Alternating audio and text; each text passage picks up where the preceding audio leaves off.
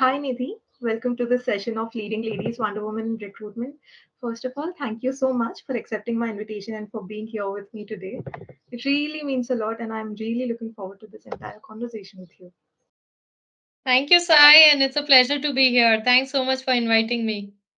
First of all, how has your entire professional journey been like, and what has been that one moment of greatest satisfaction? My journey has been very exciting. Uh, Professional journeys, I undergo their own roller coaster rides.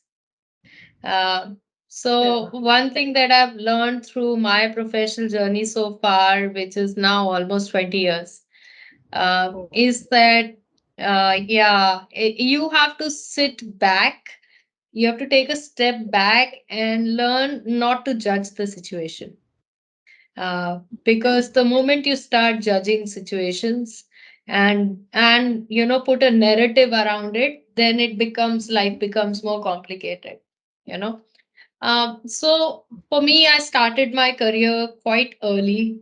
I started my career. We were the first batch in LSR who got placed in 2000, and mhm. I started working with Jekis in Gurgaon, which was one of the early on companies that came in here. Oh, And that was a very interesting part of my professional journey, where I went to the United States first as part of the training program. I learned what the corporate culture and life is all about. uh, but very soon, I also realized that I wanted to study more and do a little bit more of myself, learn a little bit more. And I knew that I'm graduating. My passion is graduating towards HR. Luckily, got through a good school for a master's program in HR in US, got accepted, worked in the US for a couple of years after my master's, did my PhD from there. PhD was a surprise. It was not my goal at all, but my advisor and I, we just decided we need to work on a specific research topic, and that culminated more into a PhD and a doctorate program for me, and got accepted. And um, US holds a very special place in my life because I met my husband there. I also had I was my right. I also had my daughter there. okay. So I was in the US for a couple of years, moved back to India, and started my professional journey here with Infosys, which was fantabulous. I learned so much about, as much as I learned about learning and leadership, I learned about human relationships, especially in such a large organization. But it's still, how can you keep the culture intact? You know, So that's what Infosys taught me, and worked there for about 7 years and moved to Thermax, another great organization. And lot of learnings around in my role, in various roles in HR. And now in an exciting journey in Praj. So that's a little bit about me and my professional journey. Okay. And what has been that one moment of like greatest satisfaction throughout your like until your journey so far? What was that one point which made you feel like, okay, this is what I signed up for, and this is what I'm the purpose of your entire professional journey was justified. What was that one moment which made you feel so? Sai, it's very difficult to put a moment, but I'll tell you a couple of moments. you Sure. know when I travel to sites, so we are in core manufacturing engineering organizations where we have these remote sites, and when you go to site and you hear my employees, my people's concern areas, and I can come back and actually work on some of the problems that they have. These sites are at remote locations, they are harsh conditions, it's difficult to live in there. So it's difficult to, and mostly sites are like that. So how do I come and work on some of those concerns and solve it for people when I come back here as well? In the organization, when I meet employees, I meet at least on an average 8 to 9 employees on a daily basis. Oh, you know okay. and when I come in here and I listen to their concerns, whether it's a small concern related to manager or division or some other aspects which is bothering them, and I'm able to make that difference. I'm able to give a solution to their problem. I'm able to solve their problems. It gives me the greatest joy. Really, there's nothing more greater than the joy of solving people's problems. Gives me a lot of immense satisfaction. Fair enough, fair enough. As in, ultimately, when you are able to make a difference in somebody else's life, I mean, I get it. It means a lot, and I think it's really great that you're able to say so, and you love what you're doing. But every coin has two sides, and as much as the entire journey has been very inspiring, and of course, it does include a lot of happy moments, I'm sure there must have been tough times, and something would have disappointed you real bad at some point of time. So, what was that one moment or couple of moments which made you feel like the situation is getting really tough and you're not able to cope up with it? And then, how did you deal with it? Those situations do come up in any professional life, like normal life, where Hmm. it's difficult. And more than anything, I would say it becomes overwhelming when you're Hmm. in leadership roles. When you're in leadership roles, especially for a role like mine, there is no predictability of today or tomorrow in terms of the nature of the role, because today Hmm. I may have a set of concerns that employees are bringing to me, or I have to respond to something that is due for management. Hmm. But human beings are very different people, you know and from that context, every day is different. you know Hmm. every day brings a little bit of unpredictability. Of course, all of us have short term goals and long term goals, and I sit with my leadership, and how do you look at people strategy, how do you look at business strategy aligned with various people engagement interventions, what are the learning aspects that we need to weave in, all of those aspects. But I think, just to respond to what you're saying, one of the things is how my coping mechanism has been when it comes to areas where I get overwhelmed. I'm a kind of person who seeks a lot of help, Okay. and I find that many times, when I look at the leadership cohort or even otherwise, people don't reach out, you know so a lot of times they will try to solve it, they will try to do something, they will and sit on it, and then finally maybe muster the courage to go and sort of say that, what, I'm not able to figure this one out. you know One of the things that has worked with me in situations where I get overwhelmed is I reach out and I kind of know that, yes, I think here I need some help, you know and I reach out and to my stakeholders, to my peers, to my manager, to my and then sort of start building a solution of a problem around it. So that sort of helps you from that context, whether it's even my personal or professional context. I do reach out very proactively if I'm not able to, if something overwhelms me. So Fair that's enough. something that I do. In terms of transitions in this thing, it was a very big decision for me professionally when I moved from Infosys to Thermax. Mm. Okay. Because when I moved, maybe 10, 11 years ago, most people from IT companies were moving into different other IT companies. Even now, it's very hardly rarely that you see that people move from a IT company to a core engineering and manufacturing company. You know, but for me, I feel that enabling functions, especially HR, is it doesn't matter. It's very industry agnostic in one context, because at the heart of it, while people may be complex and people may be different and unique, people are people everywhere. Their context and problems and opportunities may be different. yeah so as long as you know the basics of human relations and the theory of HR, and if you can combine that into practical application, you know. The industry doesn't matter. Hmm. And I was having a very fulfilling career in Infosys.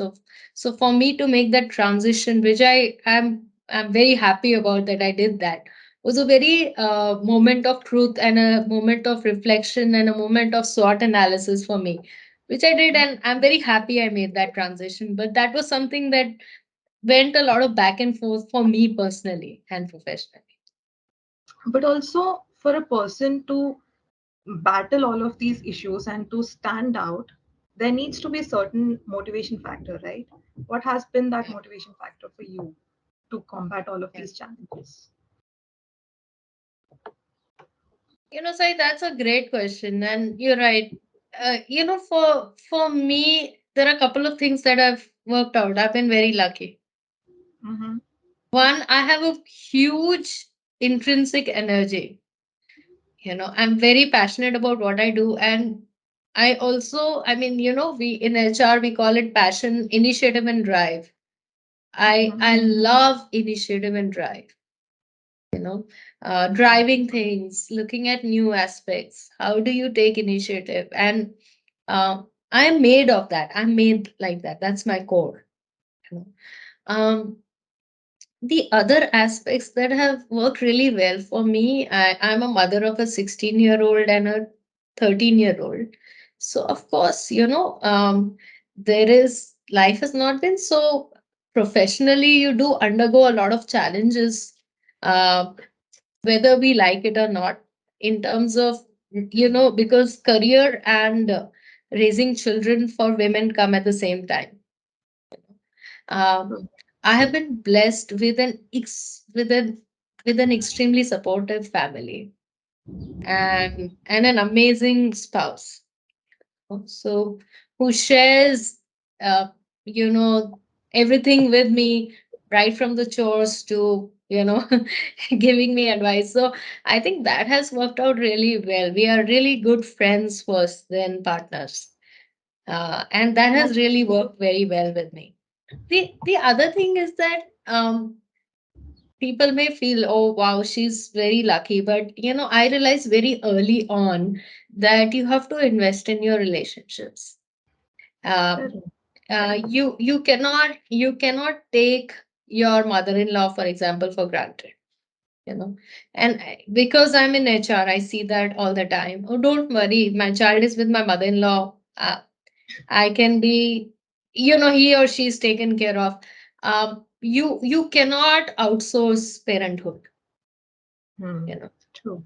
so how do you look at a balance, and how do you look at aspects where uh, you you sort of have to balance the whole equation out, and you may not always be, it's not a win or a lose, but you have to make sure that um, at the end of the day it's a win-win, or people are generally okay with it. I won't even call it a win or lose.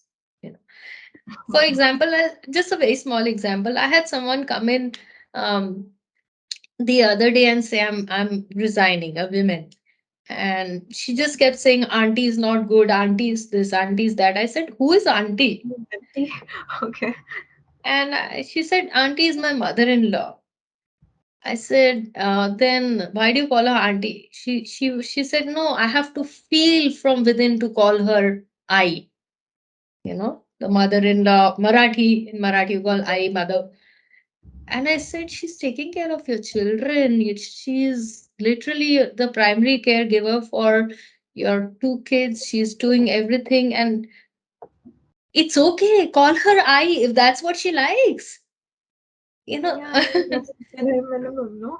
right, right. I think sometimes as women, we get too bogged down with, oh, I'm on this feminist ride and I'm on this ride and that ride. I think it's very important to be understanding that, what, there is a support system and you have to give it back to that support system. Fair enough. So today we'll be essentially talking about why do companies need to focus more on improving the candidate experience. And my first question for you is, why do you think it is important for companies to focus on improving candidate experience? and how can it be beneficial to both the company and the candidates?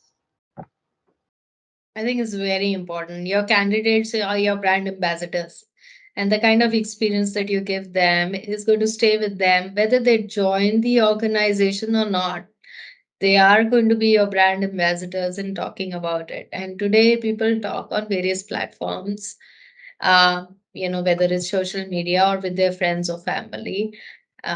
So that experience that they get in terms of the call from the employer side, the talent acquisition team, how did they communicate, how transparent were they in terms of talking to them, what was the process explained to them of hiring and onboarding, was their onboarding sufficiently done post hiring, were they assigned someone to help them in the first few 90 days of their transition from in the new organization. I think those are very, very important aspect. So one is, of course, they are brand ambassadors. The other also is that you owe it to them. You owe it to a candidate, whether the person joins or not, is a separate aspect. So of course you need to have a strong onboarding process if the person is joining, but you owe it to the candidate to give him or her the experience that he or she expects. And one of the things here, which is the core at talent acquisition, if I have to look at my aspect, is communication. How transparently, as much as you can, are you communicating with your stakeholders, whether it's your hiring manager, whether it's your candidate? How transparently are you keeping as much communication as you can, as fast as you can? So those aspects become very, very important. So it's a very important and critical aspect, definitely. Fair enough. And I mean, yeah, I totally agree with what you said because ultimately people might or might not remember like okay, I understand the big like these big shot companies and all people would remember the company names and they might as well flaunt it that I've worked at so and so company, but ultimately they would remember the interactions what they've had, the Yeah. experience that they've had. So I think it's very important for companies to focus on all of these aspects so that ultimately their employees have like it has also these benefits, right? Like if I have had a good experience at so and so company, I would also feel belonged to that Yeah. company, and because of which I would like to give in more than Right. as opposed to someone who has had a bad experience. Then I think Yeah. ultimately that person would just go like, I need my salary and I'm done for the day. Yeah. Right. So yes, so moving on to the next question. In today's highly competitive market, how can companies differentiate themselves and attract top talent by providing a superior candidate experience? And what are the best practices that companies can implement to achieve this?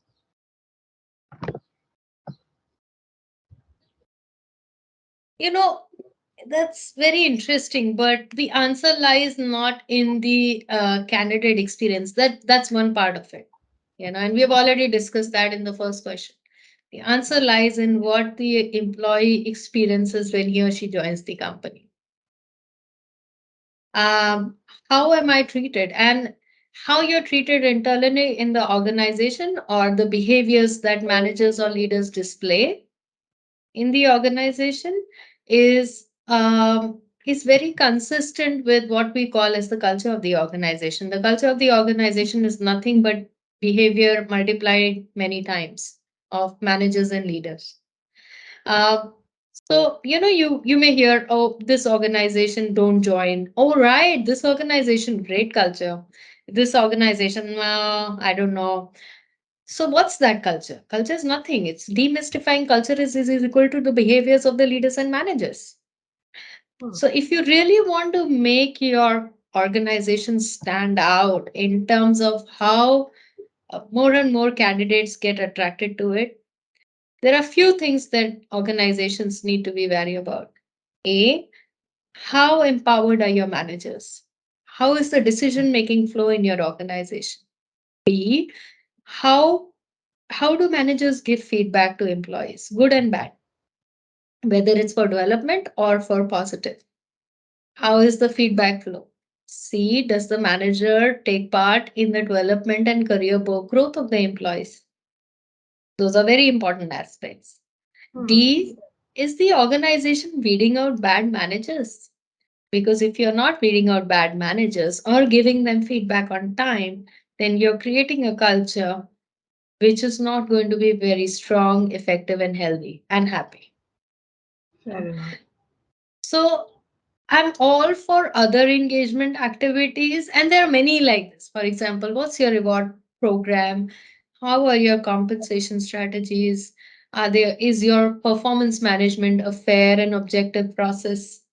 All of those aspects count into how we look into the entire gamut of how and why the culture of the organization is defined the way it's defined. So the answer is more in context of how the employees are treated when they're inside the organization than when they join the company. So, in your opinion, what role should diversity and inclusion initiatives play in improving the candidate experience for women? And have you experienced any challenges during your job search process that could have been improved through a better candidate experience?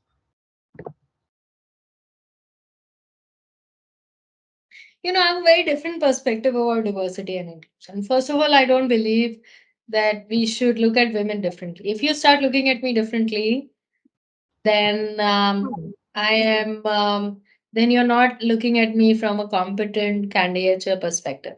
And then I'm not happy because I want to be looked at very objectively, just like any male person for Hmm. a role, you know. And that's just me as a woman. I want to be looked at fairly and equally first Okay. and I think it's important to get women at workplace. It's very, very important. But first, let's get the level playing very clear and fair for them. you know the most important aspect around hiring women, it's actually not, the problem is not about hiring women. The Okay. problem is retaining women. you know so we Mhm. can we can hire women. That's a very separate thing, but the problem actually is about retaining women. So if you look at what's happening today in corporate India, women come in as young professionals, as trainees. They're joining across organizations, across industries, but when it comes to middle to senior levels, we have very few representation. And that's because, of the leaking pipeline. Between the junior to mid levels to somewhat senior levels, let's say junior to mid levels, they start looking at having babies, making a family, and a lot of other aspects, and that sort of starts coming in. And one of the things that's happening to India, that I was discussing just today morning with some of my colleagues, is it's a very interesting thing that India is developing very fast. As a country, we are growing fast, but India is the only country probably where, as much as we are growing, our women participation is declining. So our women participation in the workforce is actually declining. And one of the reasons that's happening is because women feel the need to shoulder most of the responsibilities at the home front. And if you just go back, why is that happening? Because men don't shoulder enough responsibilities at workplace, at home front. And if you again go back and see why that's happening, because we have not trained our boys to Fair shoulder enough. equal responsibility at home. So I mean the conversation needs to start from there. How am I as a mother training my son, to look at doing as much to pay as much importance to household chores as he should to studies, football, and everything else that he loves, you know Fair enough. and not discriminate between my girl and my boy around that context. The conversation starts from there. Right. And the other conversations at workplace is more about how do you it's more around manager sensitization. you know. So I may have a lot of women coming in, but are we equipped when women say that 2 days in a month I don't feel good and I feel horrible? And can we have those conversations um in the organization? Can how many managers can are women having those conversations with that, I don't feel good those 2 or 3 days in a month, and I may need some flexibility, I may need some leave, I may need some I don't think it's going to be very easy for me to work on those in those 2 to 3 days, you know, or I will have to leave at a certain time in the evening because I have to pick my kids up from the daycare, and Hmm. so the point is, how do you sensitize the managers? Because in Indian context, what's happening, because we don't have very many women in middle to senior levels, Hmm. most women report to male managers. Fair enough. So True. how do We you can definitely do that. sensitize the male managers is the, I think, should be on top of everyone's agenda. Fair enough. So the conversation is very different, how we want to True, look at true. it. I get that. Yeah. Yeah. All right. So we move on to the last section. It's just a quick couple of questions. Like, what is that one mistake women make that you highly object, like in their professional career, professional lives slash careers? One using mistake that you using object. using women as something that you can you know using your womanhood uh, to come in as an excuse for something. I don't like that. Ah, true. That um women card people play. yeah. यार मैं तो लड़की हूँ ये नहीं करेगी. I've seen women, I've seen male managers come to me that whenever I try to give a constructive feedback to my female team member, she starts crying, so I don't know what to do. And then it gets very difficult for them to give feedback. No, True. no. If you want to be equal opportunity and you want an equal opportunity across, then you also need to learn how to take critical feedback. Fair enough. Okay. The next question is, how did you prioritize your emotional intelligence in your career, and what advice would you give to your younger self? How did I prioritize my emotions? Emotional intelligence in your career, and what advice would you give to your younger self, like basically the younger version of yourself? If you had to look back at your past life and if you had to suggest something to yourself, what would that be? Uh, don't uh, don't judge a situation. What I said right in the beginning, I Yeah. had to train my mind to do that. Let the narrative, don't put a narrative around a situation. Let Hmm. the situation be. It's a situation. Deal with it if you can, if it's under your circle of influence. If you can't, then Ah, go ahead, 5 minutes, and and don't start judging the situation and creating a narrative around it. You're just going to feel miserable doing that. fair enough. All right, then, Nidhi, I won't take much of your time. Thank you so much. In spite of having such hectic schedule, you've decided to take your time out for me, and it really means a lot. So, thank you so much for being here with me today. It was lovely talking to you. Thanks, Sai, and all the best to you. It was lovely speaking with you. Lovely interactions.